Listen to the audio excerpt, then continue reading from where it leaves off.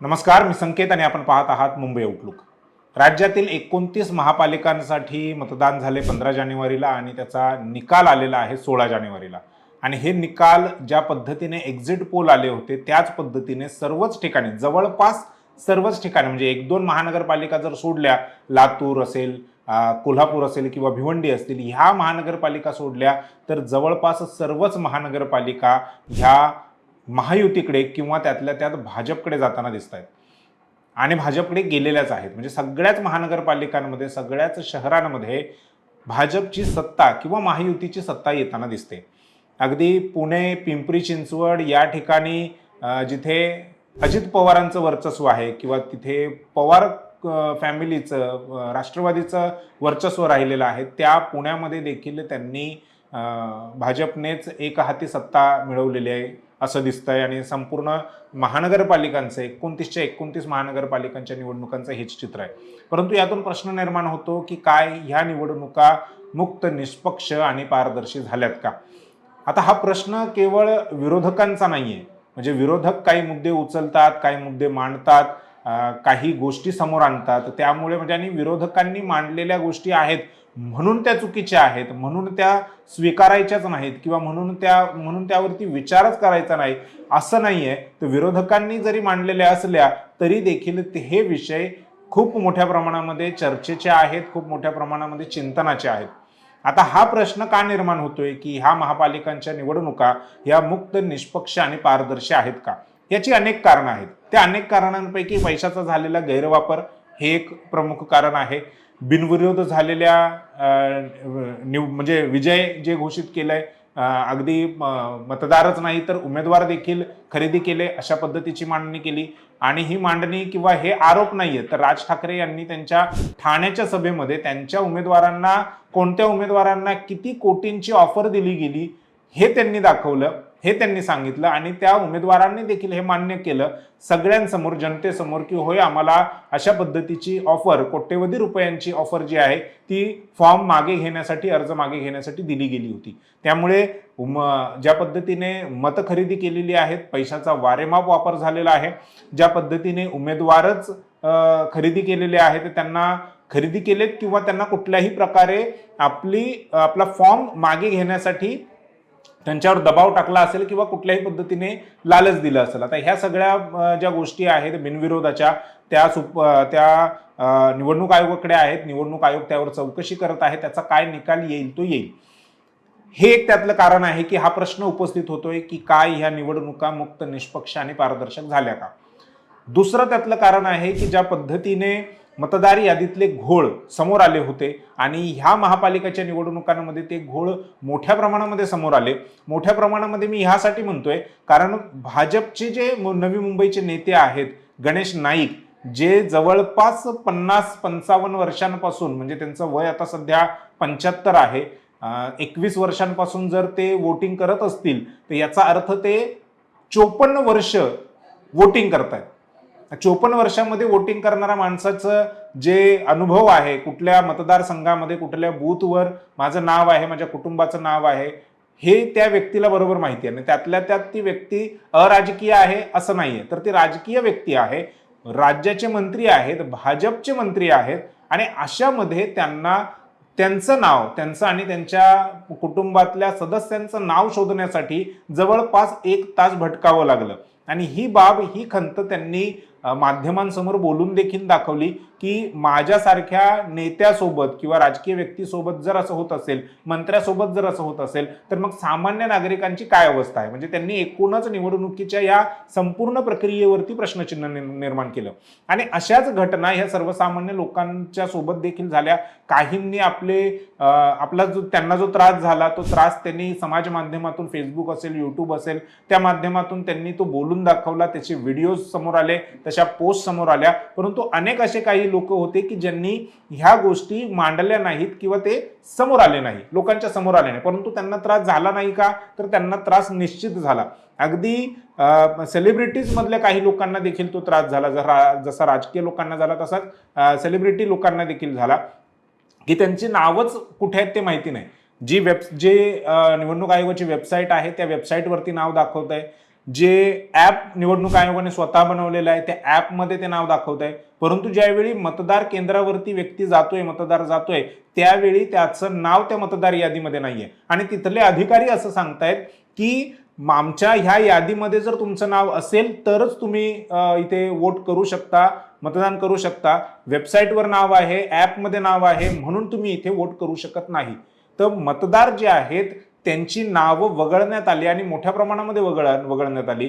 हे आरोप शिवसेना म्हणजे जी ठाकरेंची शिवसेना आहे त्यांच्या कार्यकर्त्यांनी, त्यांच्या नेत्यांनी हे आरोप लावलेले आहेत की जाणीवपूर्वक मराठी माणसांची नावं जी आहेत ती मतदार यादीतून वगळण्यात आली आणि त्यांना मग शोधाशोध करावी लागली. काहींनी शोधाशोध करून मतदान केलं देखील, परंतु काही लोक नाराज होऊन परत गेले.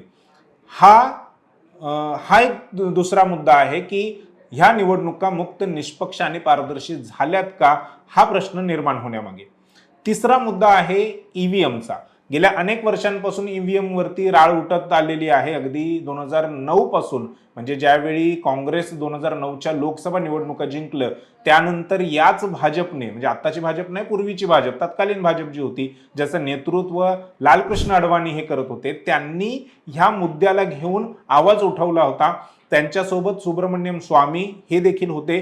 आणखीन एक नेते जे आजही भाजपचे राष्ट्रीय प्रवक्ते आहेत, GVL नरसिंह राव, यांनी देखील यावरती आवाज उठवला होता. GVL नरसिंह राव यांनी तर अगदी पुस्तक लिहिलं होतं या ईव्हीएमच्या विरोधामध्ये की डेमोक्रेसी ॲट रिस्क, म्हणजे भारतीय लोकशाही धोक्यात आहे आणि धोक्यात असण्याचं कारण म्हणजे हे ईव्हीएम आहे, ही मशीन आहे. आणि त्यांच्या पुस्तकाला प्रस्तावना दिली होती लालकृष्ण अडवाणी यांनी. जे लालकृष्ण अडवाणी आज राजकारणामध्ये किंवा इतर कुठल्याही भाजपच्या बैठकांमध्ये, निर्णय प्रक्रियेमध्ये सहभागी नाही आहेत किंवा त्यांना सहभागी करून घेतलं जात नाही.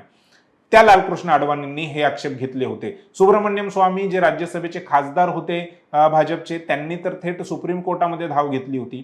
सुप्रीम कोर्टामध्ये धाव घेतल्यानंतर पुढे काय झालं यावरती आपण पुढच्या भागामध्ये चर्चा करूया. परंतु ईव्हीएम हा एक मोठा फॅक्टर आहे ज्यामुळे ही निवडणूक मुक्त, निष्पक्ष आणि पारदर्शी झाली आहे का, ह्यावरती आता हे प्रश्न जे आहेत ते पुन्हा निर्माण झालेले आहेत.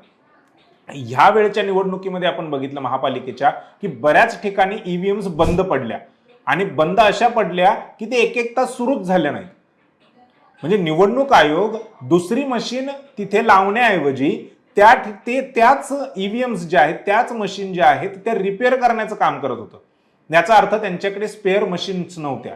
निवडणूक आयोगाने ज्यावेळी ह्या स्थानिक स्वराज्य संस्थांच्या निवडणुकांची घोषणा केली, पत्रकार परिषद घेतली, त्या पत्रकार परिषदेमध्ये त्यांनी असं सांगितलं की आमच्याकडे एवढ्या मोठ्या प्रमाणामध्ये निवडणुका कंडक्ट करण्यासाठी ईव्हीएम्स नाही आहेत, म्हणजे आमच्या राज्य निवडणूक आयोगाकडे, महाराष्ट्राकडे, आम्हाला इतर राज्याच्या ईव्हीएम्स ज्या आहेत त्या मागवाव्या लागतील आणि त्या पद्धतीनेच ह्या निवडणुका आता होत आहेत.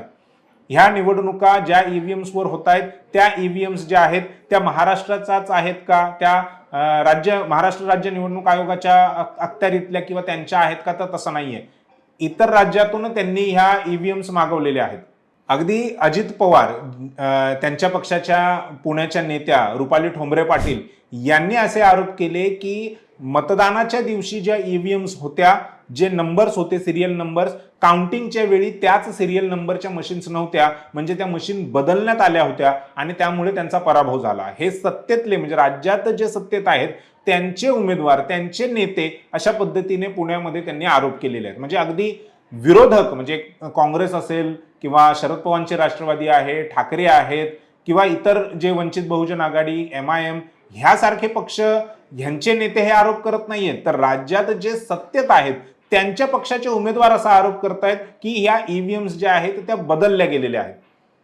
इथपर्यंत आरोप झालेले आहेत. ईव्हीएमचा दुसरा भाग असा आहे की ज्या सुब्रमण्यम स्वामी यांचा मी उल्लेख केला, त्यांनी 2009 मध्ये काँग्रेस लोकसभेच्या निवडणुकीमध्ये विजयी झाल्यानंतर त्यांनी सुप्रीम कोर्टामध्ये धाव घेतली आणि त्यांनी सांगितलं, सुप्रीम कोर्टासमोर हे पुराव्यानिशी मांडलं की ह्या ईव्हीएम्स स्टँड अलोन नाहीत, या ईव्हीएम्स मध्ये टॅम्परिंग होऊ शकते आणि मतांची चोरी केली जाऊ शकते.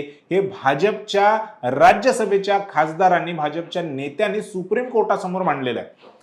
निवडणूक आयोग त्याच सुप्रीम कोर्टामध्ये त्यांची बाजू स्पष्टपणे मांडू शकलेलं नाही. निवडणूक आयोग लोकांना, म्हणजे नागरिकांना राजकीय नेत्यांना, विरोधी पक्षातल्या राजकीय नेत्यांना किंवा विरोधी पक्षांना सुप्रीम कोर्टाच्या बाहेर येऊन आव्हान करतं की तुम्ही ईव्हीएम टॅम्पर करून दाखवा किंवा ईव्हीएम मध्ये छेडछाड होते हे सिद्ध करून दाखवा. परंतु तेच निवडणूक आयोग जेव्हा सुप्रीम कोर्टामध्ये ही सगळी चर्चा चालू होती, सुप्रीम कोर्टामध्ये सुब्रमण्यम स्वामी यांनी जे पुरावे दिले त्या पुराव्यांचं खंडन करू शकलेलं नाही, त्या पुराव्यांना उत्तर देऊ शकलेलं नाही आणि ईव्हीएम मध्ये कोणतीही टॅम्परिंग होऊ शकत नाही किंवा करता येत नाही हे सुप्रीम कोर्टामध्ये सिद्ध करू शकलेलं नाही. आणि त्याच आधारे सुप्रीम कोर्टाने 8 ऑक्टोबर 2013ला सुप्रीम कोर्टाने ज्यावेळी मी हे म्हणतोय त्यावेळी 2-3 जजचं पॅनल नव्हतं किंवा ते 2 ते 3 जज यांचं बेंच नव्हतं, तर ज्याला कॉन्स्टिट्यूशन बेंच म्हणतात, 9 जज बेंचने हा निर्णय दिला की ईव्हीएम हे केवळ ईव्हीएमच्या आधारावरती मुक्त, निष्पक्ष आणि पारदर्शक निवडणुका होऊ शकत नाही. त्यासाठी त्यासोबत व्हीव्हीपॅट नावाची एक वेगळी मशीन लावली पाहिजे. हे आदेश 8 ऑक्टोबर 2013च्या सुप्रीम कोर्टाच्या निर्णयामध्ये आहेत. तो निर्णय तुम्ही आजही वेबसाईटवरती किंवा आजही तुम्ही गुगल केलं सुब्रमण्यम स्वामी वर्सेस इलेक्शन कमिशन 8 ऑक्टोबर 2013 तर त्याची PDF तुम्हाला मिळेल. ती मिळाली तर नक्की वाचा. त्या PDFच्या पॅरा क्रमांक 29 मध्ये सुप्रीम कोर्ट असं म्हणतंय, नमूद करते, स्पष्टपणे नमूद करते की केवळ ईव्हीएम वरती निवडणुका या फ्री, फेअर अँड ट्रान्सपरंट होऊ शकत नाही. त्यासाठी ईव्हीएम सोबत व्हीव्हीपॅट नावाची मशीन वापरली जाईल. जर सुप्रीम कोर्टाचे हे निर्देश असतील किंवा जर सुप्रीम कोर्टाचे हे ऑब्झर्वेशन्स आहेत, त्यांचं निकालामध्ये जर त्यांनी म्हटलंय, तर राज्य निवडणूक आयोगाने कोणत्या आधारावरती महाराष्ट्रातल्या स्थानिक स्वराज्य संस्थांच्या निवडणुका ज्या आहेत त्या केवळ ईव्हीएम्सवर घेण्याचा निर्णय घेतला. सुप्रीम कोर्टाच्या त्या जजमेंटनुसार महाराष्ट्रामध्ये ज्या स्थानिक स्वराज्य संस्थांच्या निवडणुका या केवळ ईव्हीएम्सवर झालेल्या आहेत त्या मुक्त, निष्पक्ष आणि पारदर्शक झालेल्या नाहीयेत.